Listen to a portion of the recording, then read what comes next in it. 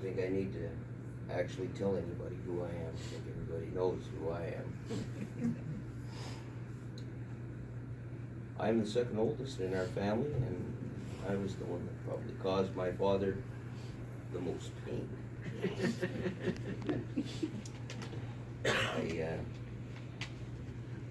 Let's just touch base with who he actually was and what he meant to each and every one of us. And sorry, somebody can't hear me, just turn up the volume a little. Is that a little better? Okay.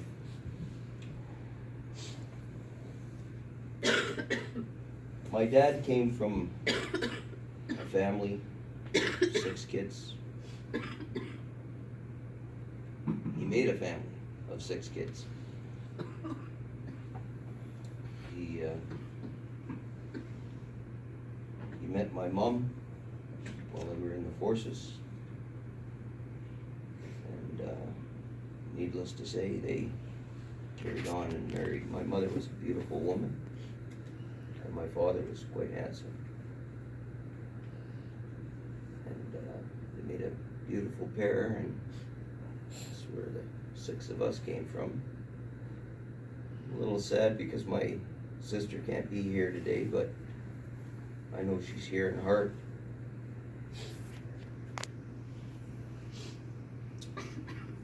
Most things I remember of my father would be the Yukon would be our best memories. And from there on, prior to that, I was a little young and I can't quite remember most of the things from Eggersville, where my brother Paul and I were born.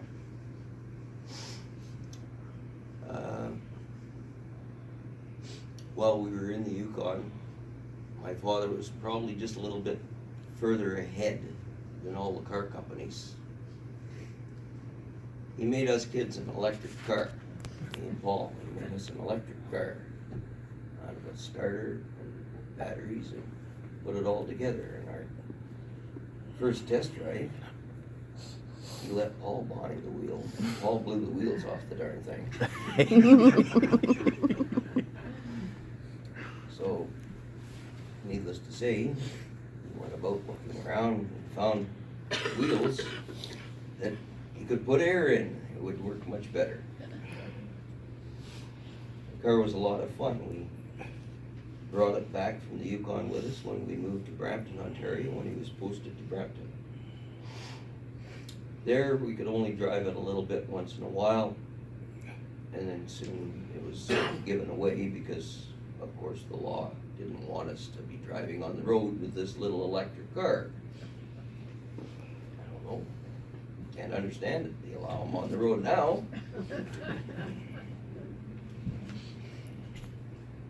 Things just puzzle me.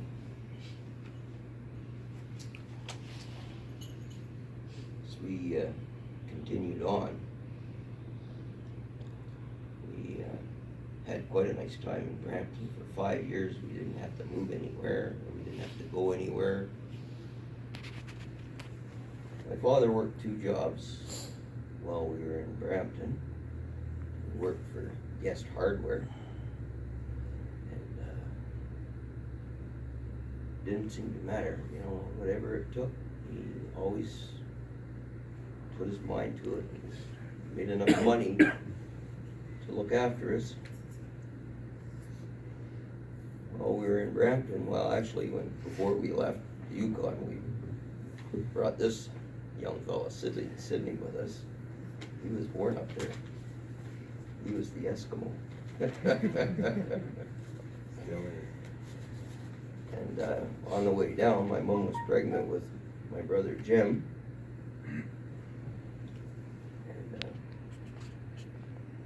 And then just kept going. And Gregory came along.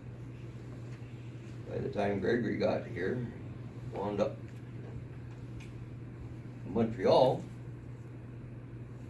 moved into a house that my father had looked for, found it in the paper. Was all tickled pink about it. move into this darn house, and we thought it was pretty decent and everything else.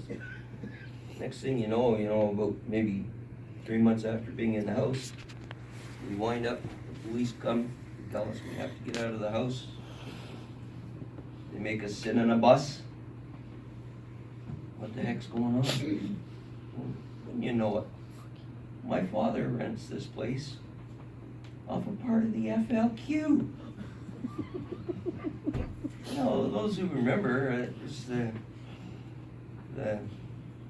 French people who did not like to be part of Canada. They wanted to be separated, right? We had no idea. We just went through and they were looking for bomb-making material and bombs and things like that. And then they allowed us back in the house. So, that was a little bit of an adventure. The house that was the bomb. I remember a lot of times my father would have to come and rescue me from various different things that I would get into, and never minded. Angry with me, but he always came to my aid. Yeah, he always saved my bacon. You got to know where the police stations were, though. Oh, yeah, he knew where all the police stations were, and I'm the only reason he knew where they were.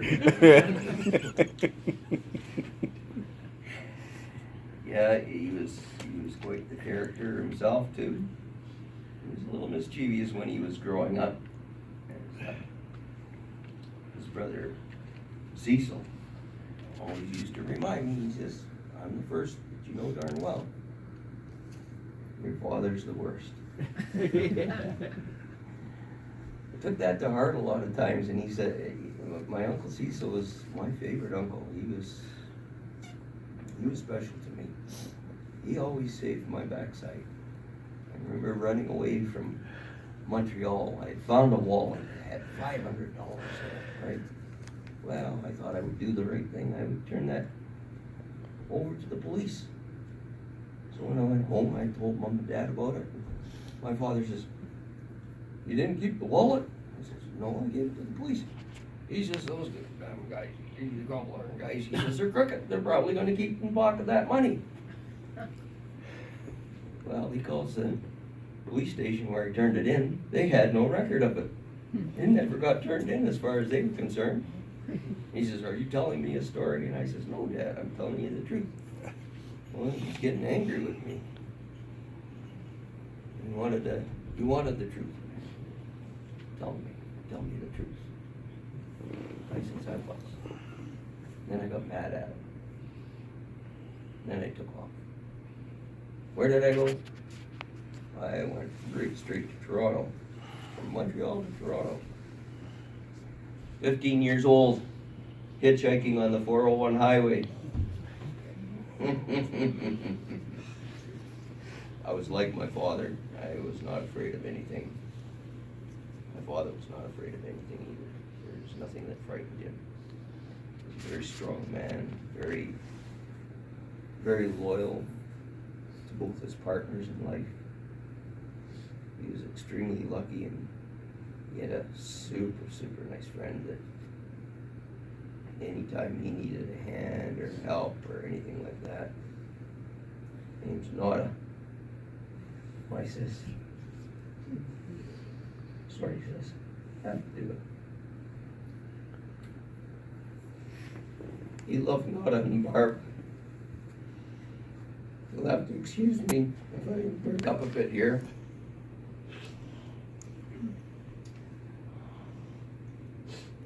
Barb was my wife. She passed 8 months ago, and my father loved her very much. He had two favorite girls in his life that he made us know. They were his favorites. He loved them very much. Nada Barb would do anything that he would want done. Help him any way that he wanted to be helped. That's the way those two girls were. They liked that old guy for some reason. I think we all liked him for many different reasons. It's very good. I followed very much in my father's footsteps. I think he would have been proud of some of the things that I've done in my life. Although he was ashamed of some. He never said he was, but I know he was. I did a little bit of a military thing for him. He was very proud of that. I did a thing for him a year and a half ago to honor his love of wood. I challenged my master carpenter's license and passed it. Never could do any good in school. Don't know what happened. I got a 96%. I must have cheated somehow. Don't know how I did that. Yeah. Yeah. Don't want to keep it too much longer because it's kind of boring talking forever and ever. I'd just like to pretty much finish up that I really appreciate each and every person that came today to celebrate my father's life. I'd like to really thank everybody who was part of it and who knew my dad the way I knew him. And as long as we all remember and pass his little things down to other people, he'll never leave us. He'll be here in our heart until the day we die. Just like my girl, she'll be here with me until it comes my time. We will all meet again. We will all see each other again. We'll all hold hands and we will all rejoice. And we will be happy. Jesus told us that we would be with him. As long as we knew his name, we knew he was there. We knew that he was the Son, that we would go with him. I believe that very strongly. One last little story, and I'm going to close it out. Last time I was here, 2.5 years ago, my father turned to me and asked me very seriously. He says, "You think I'm going to heaven?" I told him, "Not a chance, not a chance." Well, guess what? He's there. He's there. Say, you are there, Pop. Everybody's watching us. I'd like to thank everybody coming out today. I'm going to leave it at that. A reading from Paul's letter to the Romans. Let love be genuine. Hate what is evil. Hold fast to what is good. Love one another with mutual affection. Outdo one another in showing honor. Do not lag in zeal. Be ardent in spirit. Serve the Lord. Rejoice in hope. Be patient in suffering. Persevere in prayer. Contribute to the needs of the saints. Extend hospitality to strangers. Bless those who persecute you. Bless and do not curse them. Rejoice with those who rejoice. Weep with those who weep. Live in harmony with one another. Do not be haughty, but associate with the lowly. Do not claim to be wiser than you are.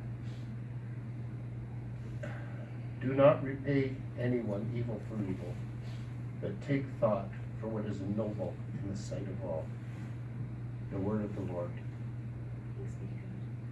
Thanks be to God. Amen.